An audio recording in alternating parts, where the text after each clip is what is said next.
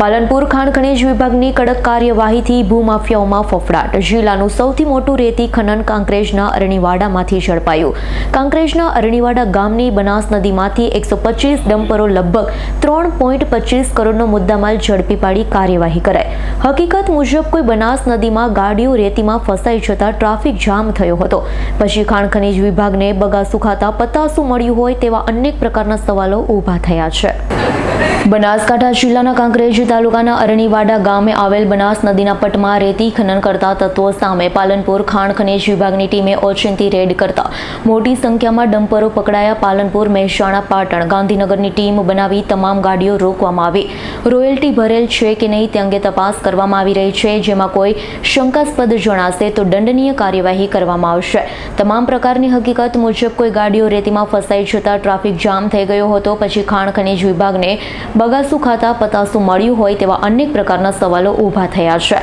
એક તરફ અરણીવાડા ગામના લોકોએ તંત્રની કામગીરી ઉપર આક્ષેપ લગાવ્યા હતા। ગત તારીખ 8/8/2023માં જિલ્લા ભૂસ્તર શાસ્ત્રી, કલેક્ટર પાલનપુર, મામલેદાર કાંકરેજને લેખિત રજૂઆત કરવામાં આવી।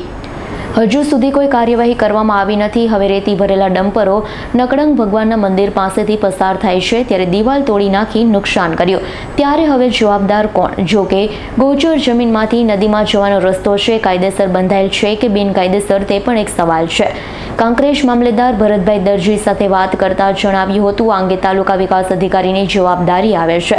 અરણીવાડાની બનાસ નદીમાંથી 125 ડમ્પરો લગભગ 3.25 કરોડના મુદ્દામાલ જપ્ત કરી પાલનપુર ખાણ ખનીજ વિભાગની ટીમે ઓચિંતી રેડ કરતા રેતી ખનન ઝડપી પાડી કાયદેસરની કાર્યવાહી કરી રહી છે।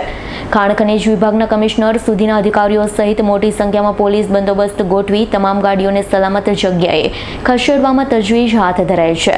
લોકોના ટોળા એકઠા થયા હતા, જાણે મેળો ભરાયો હોય તેવું લાગી રહ્યું હતું। 8/2023ના રોજ સિયોરી પોલીસ સ્ટેશન, ટીડીઓ, મામલતદાર, નાયબ કલેક્ટર અને કલેક્ટરને લેખિત તથા મૌખિક પણ જાણ કરેલી, પણ આજ દિવસ સુધી આની કોઈ પણ જાતની અમારી રજૂઆતો આ લોકોએ સાંભળેલ નથી અને આની કોઈ પણ જાતની કાર્યવાહી કરેલ નથી। કરશનસિંહ સોલંકીનો રિપોર્ટ, S9 ન્યૂઝ, કાંકરેજ।